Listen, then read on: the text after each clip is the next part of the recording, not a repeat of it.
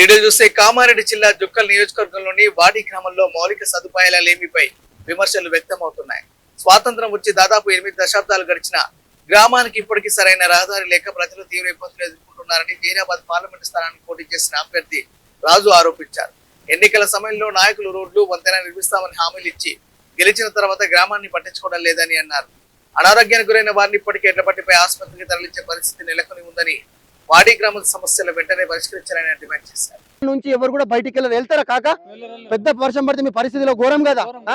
ఊరు ఇట్లా అడుగు కూడా బయట పెట్టలేని పరిస్థితి. దాదాపు 6 కిలోమీటర్ల రోడ్డు ఉంటుందా? 6-7 కిలోమీటర్లది. ఇంతే ఘోరం. మరి ఇప్పుడు వీళ్ళ జీవనం ఎలా సాగాలి? మరి సీఎం రేవంత్ రెడ్డి గారు మీరు చెప్పాలి. మీరు ప్రజాపాలన అన్నారు, మీరు ప్రజలకు మేలు చేస్తానన్నారు. పవర్లోకి వచ్చిన తర్వాత 79 సంవత్సరాలు అవుతుంది, ఇక్కడ రోడ్డు లేదు. మీ ఎమ్మెల్యే కాంతారావు ఇక్కడ స్వయంగా వచ్చి నిలబడ్డా? ఇక్కడ రోడ్ వేయిస్తాడా అన్నాడు. మరి ఇప్పటి వరకు మీ ఎమ్మెల్యే ఇక్కడ లేనేలేడు. గల్లంతూ ఎత్తు కొట్టుకపోయిండో ఉన్నాడా? వచ్చిండా? ఇప్పటి వరకు రాలే. మరి మా వాడి ప్రజలు ఓట్లు లేవా? 700 ఓట్లు ఉన్నాయి. ఏం చిన్నగా ఓట్లు కాదు. ఇక్కడ ఉండే వాళ్ళంతా దళితులు, అవునా కదా? ఇది దళిత కాన్స్టిట్యున్సీ. దళితులకు మేలు చేస్తారని కదా ఇక్కడ దళిత కాన్స్టిట్యున్సీ ఉన్నది. కనీసం ఇప్పటి వరకు రోడ్ వేయలేని పరిస్థితి.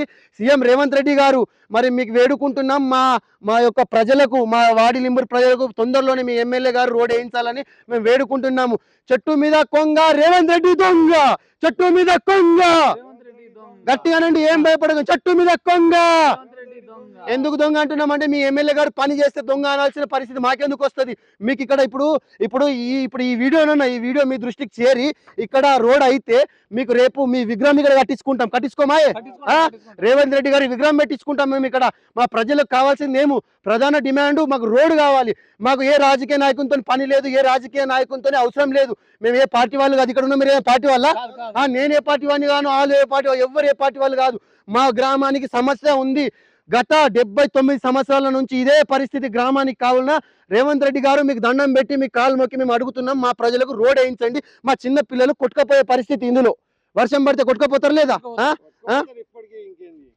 నాని ఇట్లా మీరు అనండి, సార్ రేవంత్ రెడ్డి గారు మాకు రోడ్ వేయించండి. గట్టిగా మాట్లాడండి, మీరు మాట్లాడండి. సారు నేను చెప్తా మీరు అనండి. సారు గట్టిగా, సార్ రేవంత్ రెడ్డి గారు మాకు బడికి పోవడానికి చాలా ఇబ్బంది అవుతుంది.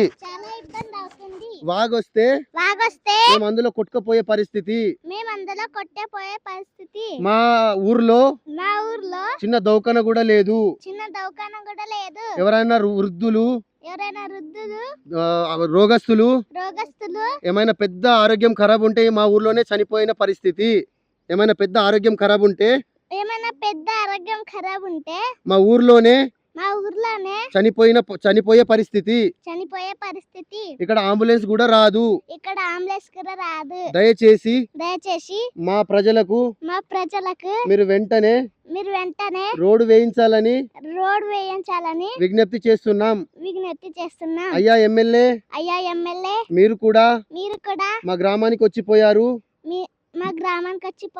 మాకు తొందరలో రోడ్ వేయిస్తే బాగుంటదని కోరుకుంటున్నాం.